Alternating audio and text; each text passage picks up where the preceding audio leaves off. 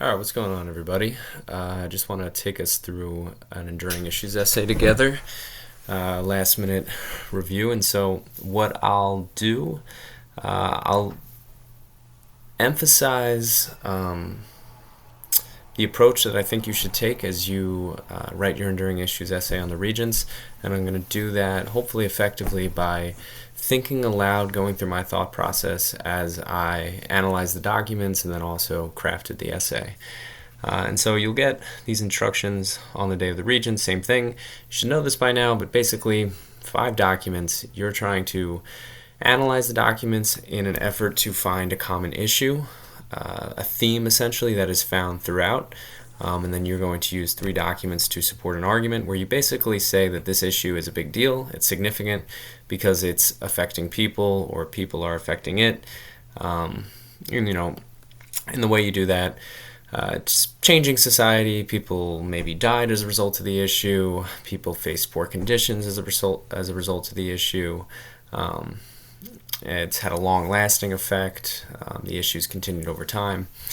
And so what we'll do is take a look here and go through the documents. I want to remind us of this acronym that can be very helpful when you're analyzing these documents, the pinch me. I would write that on the test when I get it and just have that as a reminder and say to myself, as I'm going through it, I have these to fall back on: power, industrialization, modernization, nationalism, conflict, human rights violation, migration, urbanization, environment. The document set is going to have a common theme throughout it. Which one it might end up being will vary, and so we don't know. It might be more centered on power, it might be more centered on the environment. Either way, when you do write the issue, I would add a phrase like impact of, say, industrialization, or impact of human rights violation, or desire for power, abuse of power. I wouldn't just say industrialization or power. Okay, so as we jump in here, we look at the document. The first one that we're given here is the Sadler Committee, 1832. I take a look at the source as well. It's not giving me anything, it's just saying it's from the Global History exam. So, 1832, Great Britain, textile factories, highlighting these things because it's immediately putting me in a place in time, and I should associate that with a major development that we learned about. In this case, you should be thinking this, I'm thinking it, the Industrial Revolution. And so, it's probably going to relate to the Industrial Revolution.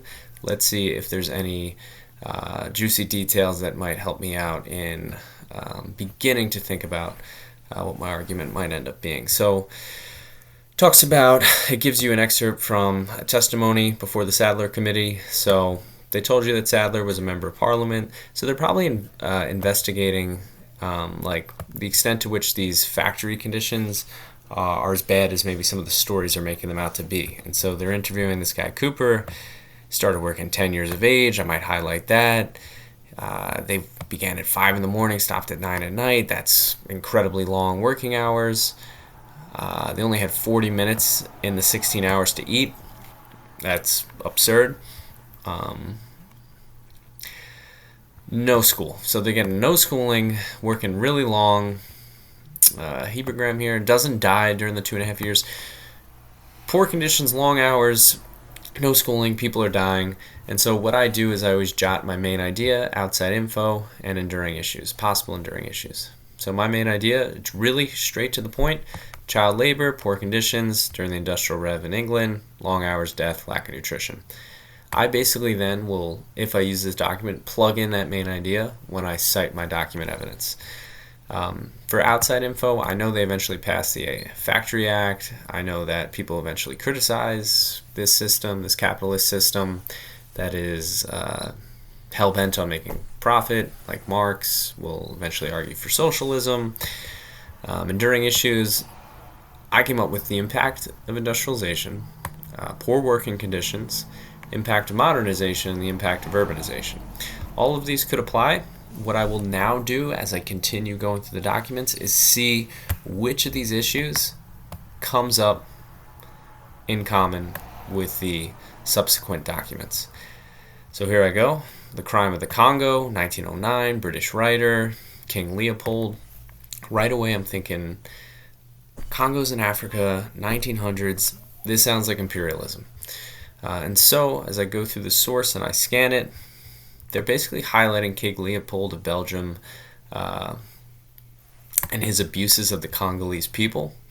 And so, as we go through it, this is really where you get the big chunk of juicy details that could be used to showcase the impact that whatever issue you're going to write about is having on people, because they talk about the rubber question. So, the desire for rubber material, for industrialization, and how it eventually leads to soldiers killing these people, cutting off their hands, taking them as trophies. They don't care whether it's children, women, whatever.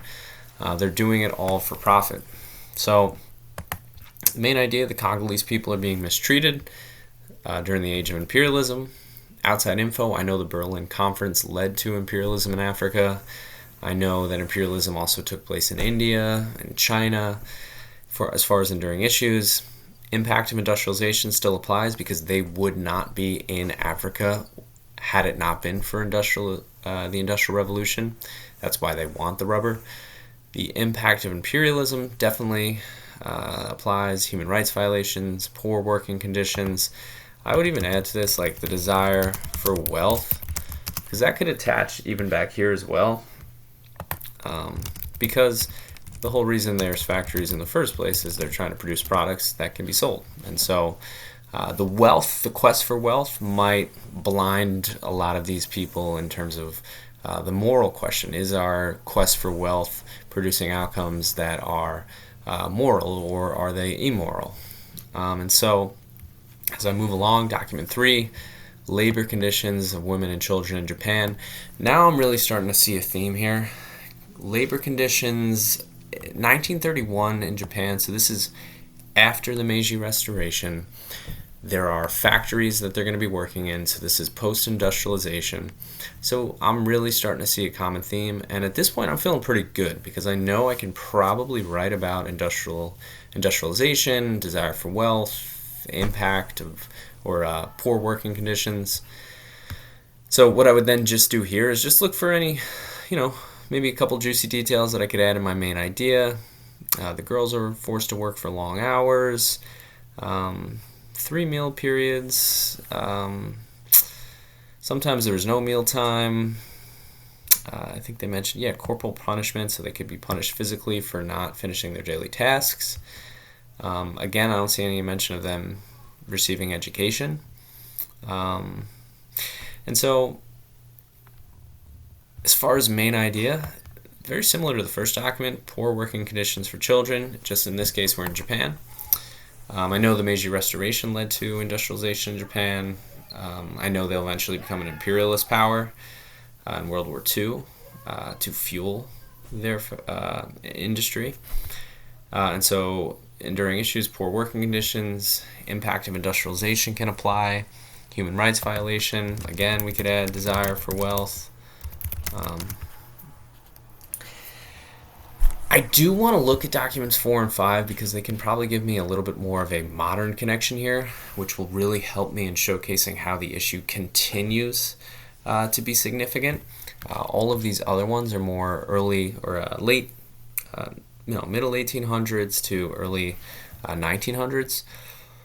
So let's take a look. We just got a picture here of the blast furnaces in China during the Great Leap Forward. This is Mao Zedong. Difference here, this is communist China, but they're still trying to industrialize. It's just not well planned.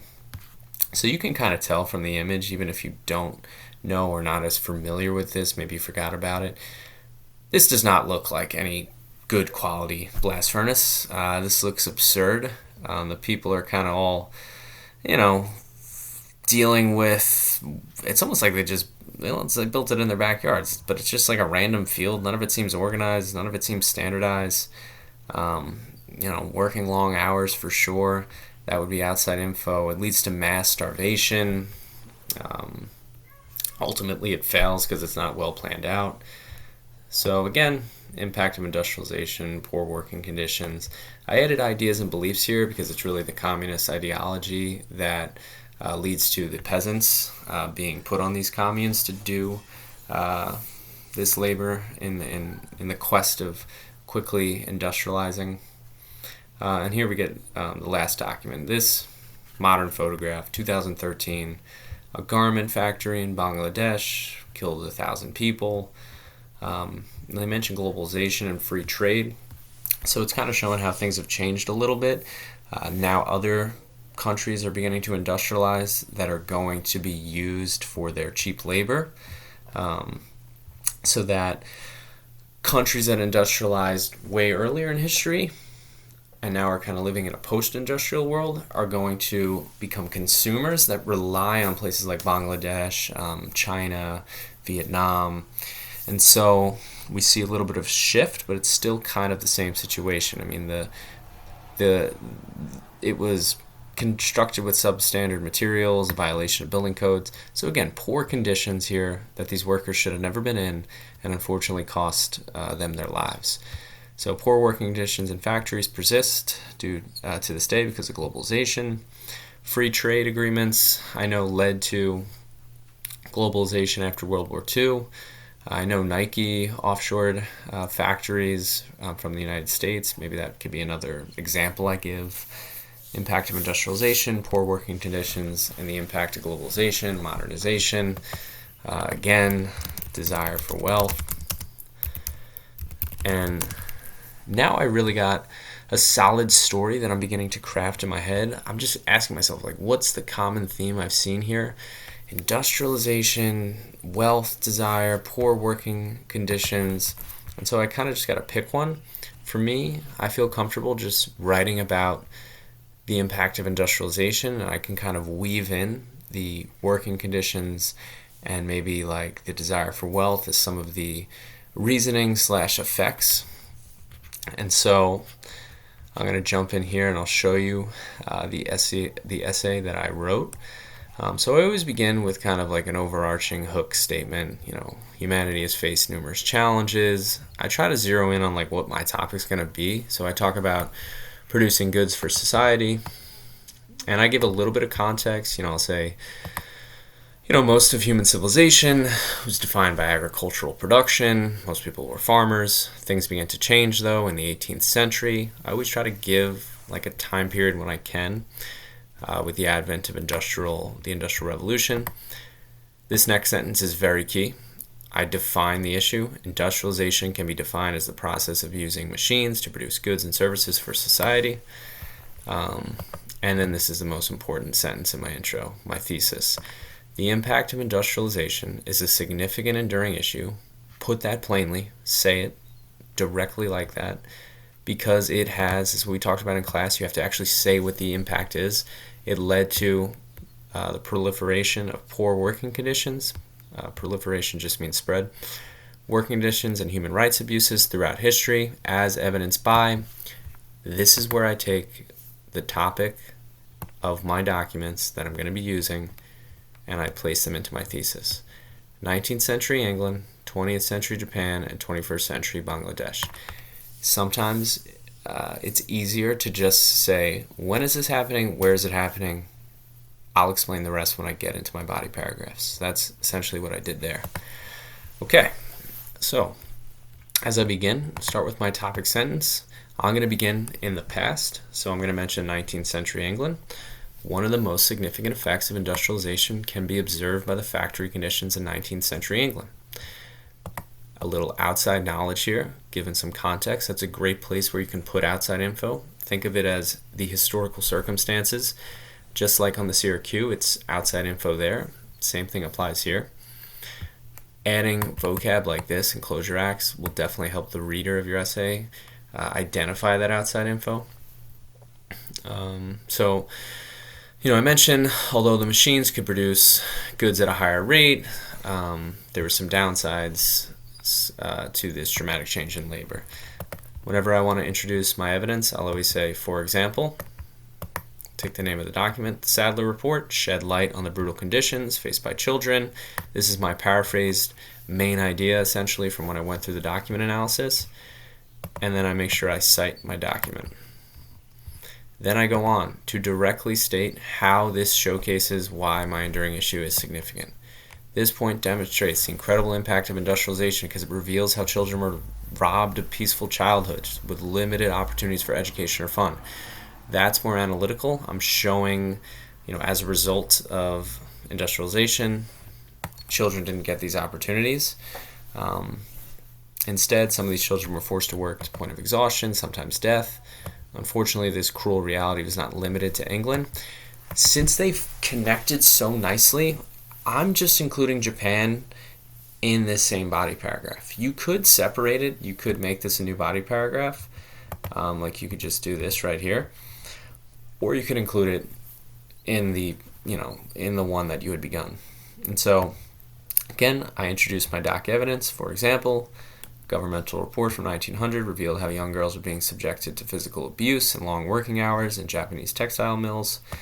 Again, just like in England, it's having a negative impact on the ordinary lives of children, showing again how this is affecting their lives.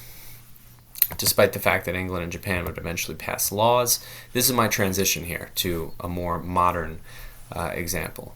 So I'll acknowledge that England and Japan passed laws like the Factory Act in England, which will ban child labor and improve working conditions. This is also outside info. The same cannot be said for other places. So this is where I now tackle that continued over time aspect. Even today, in the 21st century, news headlines are still reporting on exceptionally poor labor conditions. And introduce my document here. I could have maybe talked about globalization, added the context surrounding globalization here. If I had to do it again, honestly, I probably would, as I'm just rereading this. But the essay is still fine the way it is. For example, the country of Bangladesh suffered a significant blow, killed 1,000 workers, citing my document right here. Again, I go on to connect it to my issue and show the impact. This proves that industrialization continues to have a significant impact on human society despite improvements in technology. Interestingly, this was the most analytical part of the essay, and this is the hardest thing to do. This is something that I just thought about as I was considering all the evidence, the stories from the documents. So I said, interestingly, many societies like England and Japan, who industrialized relatively early, have begun to thrive off the production of goods from countries like Bangladesh due to globalization. So I kind of say, the same problems that England and Japan faced, the poor working conditions, child labor, that they eventually got rid of, now exist in the countries that they are buying cheap goods from. And so it's kind of as long as the profit is there, and as long as they can benefit through this free trade globalization, it's all right, we don't want the poor conditions in our country. England and Japan know that these are immoral and should be addressed. However, they kind of ignore it because it allows them to have cheap goods, which will make the cycle continue. That's very analytical because it's showing how I'm creating my own interpretation, my own thoughts regarding the situations that were presented in the documents. I kind of draw that conclusion on my own. That would push you more towards a 5, taking you from, say, a 3 or a 4, being able to add that original thought in addition to including outside info. I stopped it here. I could have went on to maybe give another example of outside info, another example of poor working conditions. For this, it might be a little bit more challenging. I mean, you could write about Nike offshoring their products, how there's poor conditions in countries like Vietnam, child labor. And I would encourage you to do that. It's always good to have another paragraph dedicated to another example to prove your issue. But for right now, I'm going to stop it here. I hope this was helpful. I'll post this on Google Classroom. You can take a look at the document as well to read the essay more in depth. But yeah, it's definitely not the easiest task, but when you break it down like this, when you do your main ideas, outside info, enduring issues for each, it makes it easier to see the common themes, and it makes it easier to then incorporate your main ideas into your essay. And I really just do it, very formulaic, as you notice every time. For example, and I put it right in there. And don't forget to cite your documents. You can say, according to document 2, that's fine too. I feel like this, rather than relying on long quotes, paraphrasing allows you to, one, it forces you to understand the document a little bit more in depth, and two, it makes it easier for you to prove your point, because when you get caught up in the quotes, you tend to let that kind of take up the bulk of your paragraph, and you often leave out this part here where you go on to actually showcase the impact of your issue. All right, so I hope that helps. Have a good rest of your day, and I'll see you when I see you.